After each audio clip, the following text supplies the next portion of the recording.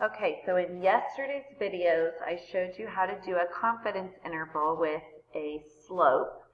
And it's the same idea as the confidence intervals that we've always done, following the same template and even the same general formula. We just plugged in the slope information instead of like p-hat information or instead of x-bar information.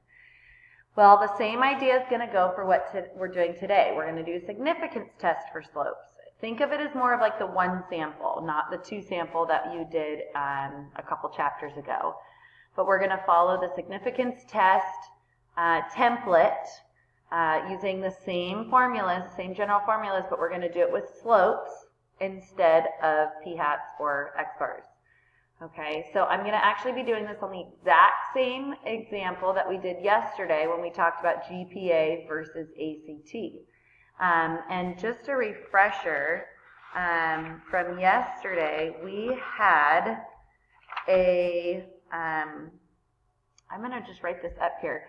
We had a confidence interval that said that the true slope of the regression line was anywhere from 4.456 to 10.558. And remember, we're trying to show that there's a positive linear relationship between GPA, meaning that the higher the GPA score, the higher the ACT score. In fact, look at what my confidence interval gave us. It gave us both positive values. So to me, this looks like it is significant. It looks like we did indeed have a positive slope. So we're going to show you how the confidence interval and the significance test also say the same thing, basically. So here's how we would do the state portion of a significance test. We, again, have to have a null hypothesis and an alternative hypothesis, just like we always have had to have, except we're going to be talking about a slope, okay? And again, we use the parameters, the true beta. Well, if we're trying to show that there's a positive linear relationship, we're trying to show that the slope is greater than 0. We're trying to show that there's a positive slope. So what we're going to do is we're going to assume that the slope is 0, meaning that there's no linear relationship at all whatsoever, neither negative nor positive. There's no relationship at all. So we're assuming that there's no relationship and hoping to show that there's a positive relationship. We have to define our parameters just like before. So beta is going to be the true slope of beta of the population regression line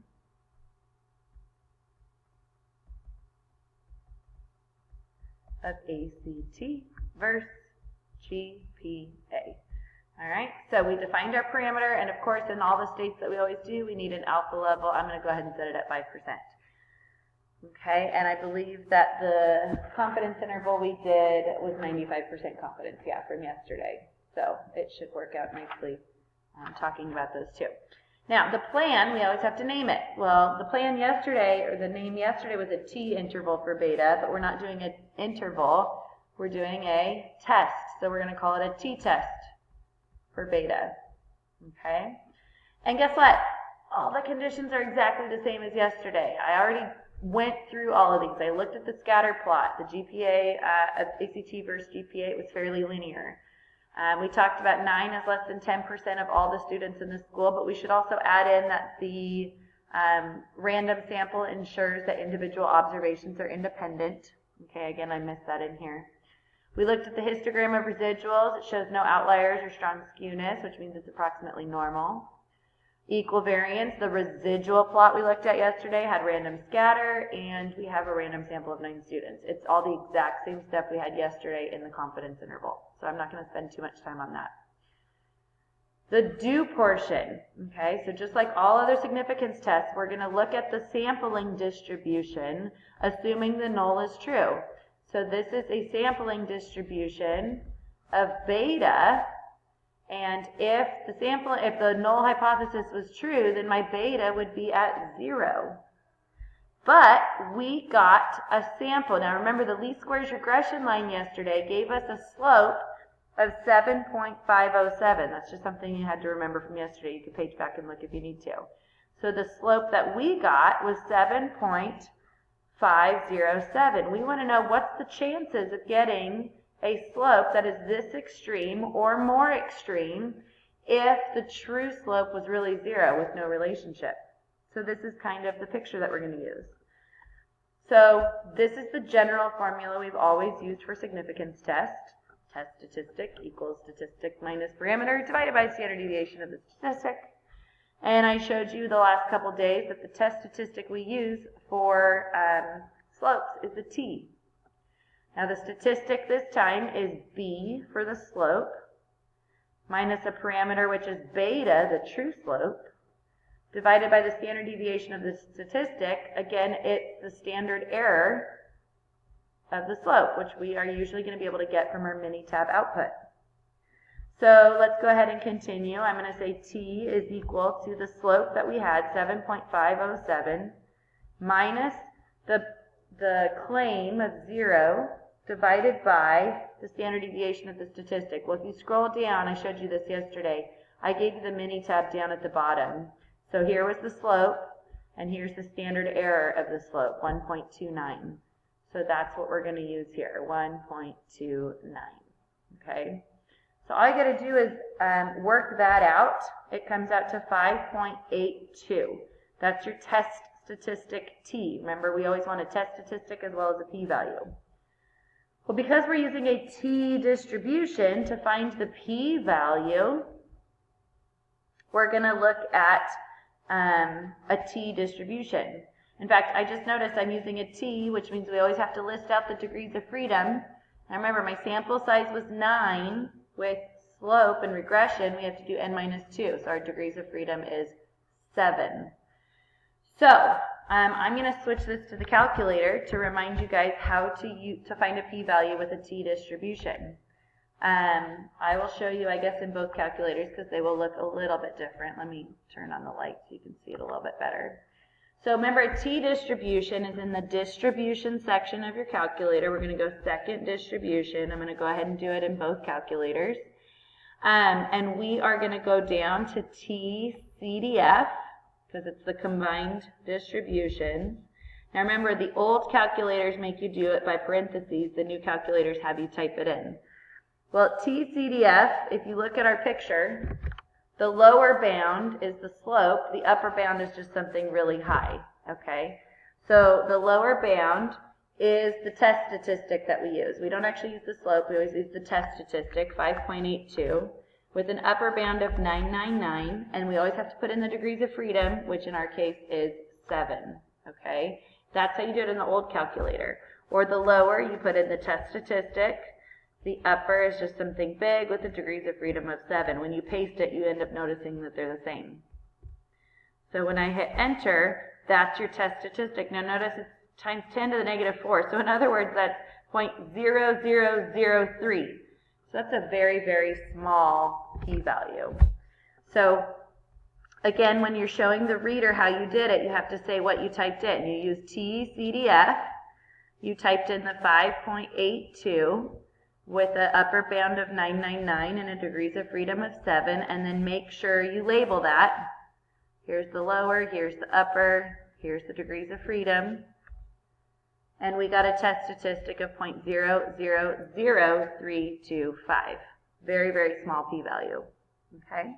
But we've got our degrees of freedom, we've got our p-value, we've got our test statistic. Those are the main parts that you need in the do portion.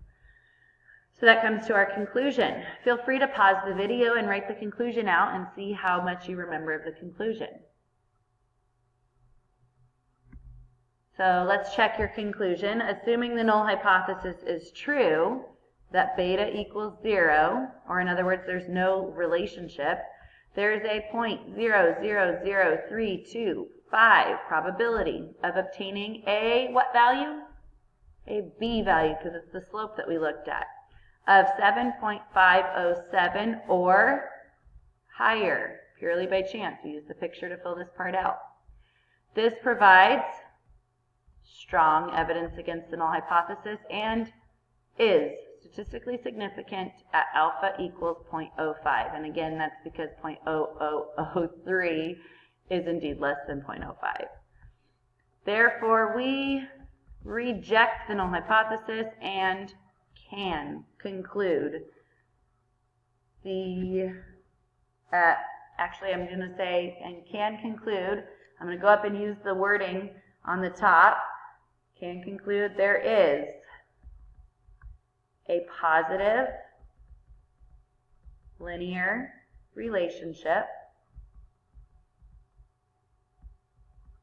between GPA and ACT.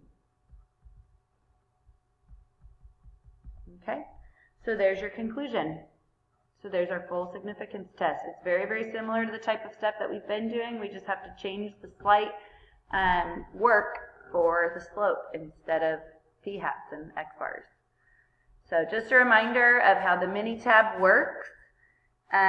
Remember that anything, in fact, I'll use my highlighter here, anything in this row has to do with the y-intercept. So all the information in here is the y-intercept.